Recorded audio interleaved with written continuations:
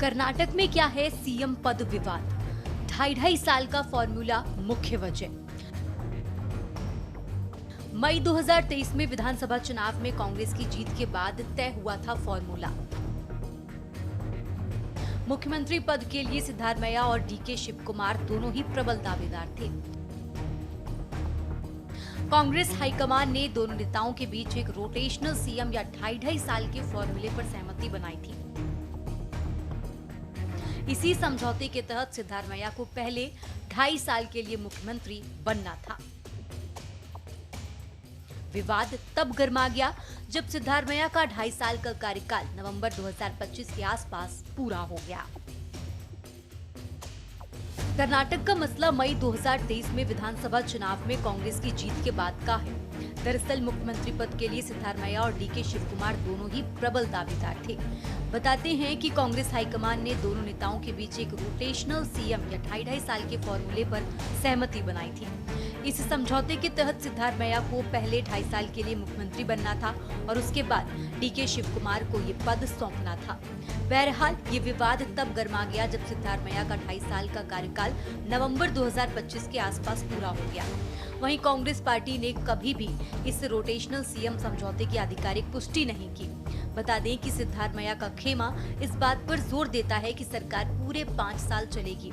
वो ऐसे किसी समझौते से इनकार करता है, जबकि सिद्धारमैया ने सार्वजनिक रूप से कहा है कि वो अगले साल का बजट भी पेश करेंगे, जो उनके पूरे 5 साल तक पद पर रहने के इरादे को दर्शाता है।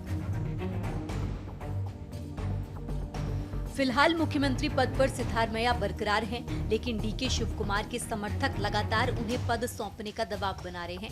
सबकी निगाहें अब कांग्रेस हाईकमान पर टिकी हैं। वो इस 2.5 साल के कथित समझौते पर क्या स्पष्ट रुख अपनाता है। राज्य में नेतृत्व संघर्ष के बीच अखिल भारतीय कांग्रेस कमेटी के सूत्रों के मुताबिक 1 दिसंबर को शुरू होने वाले संसद सत्र से पहले मुख्यमंत्री बदलने या नहीं बदलने का फैसला हो सकता है।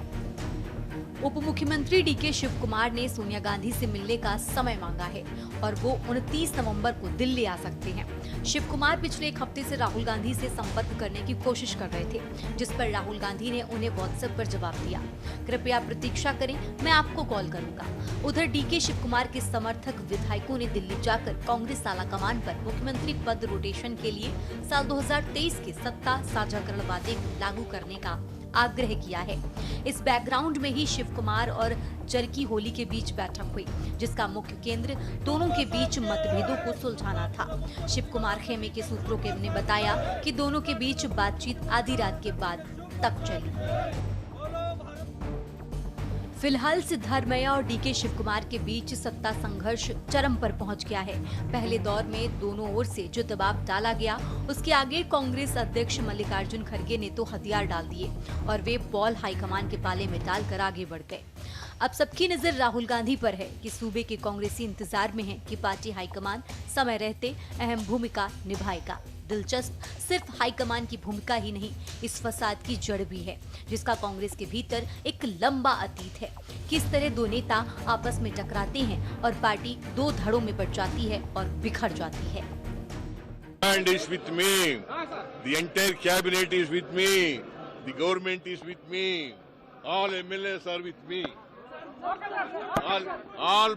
All Congress MLAs are with me. MLCs are with me. All Lok Sabha, Rajya Sabha members are with me.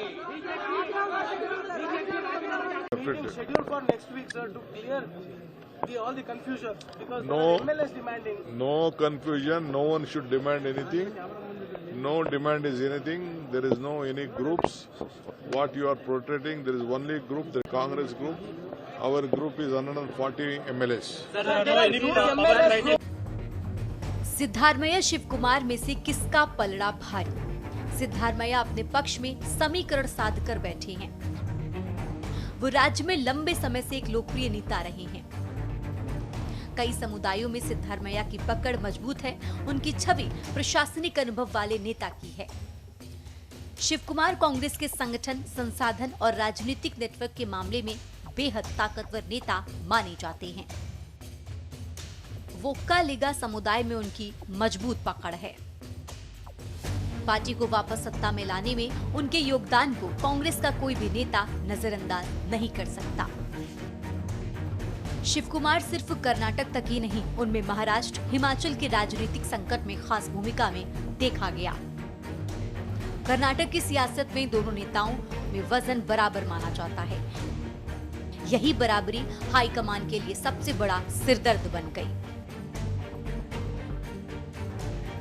आपको बता दें कि कर्नाटक दक्षिण भारत में कांग्रेस का सबसे मजबूत राज्य है।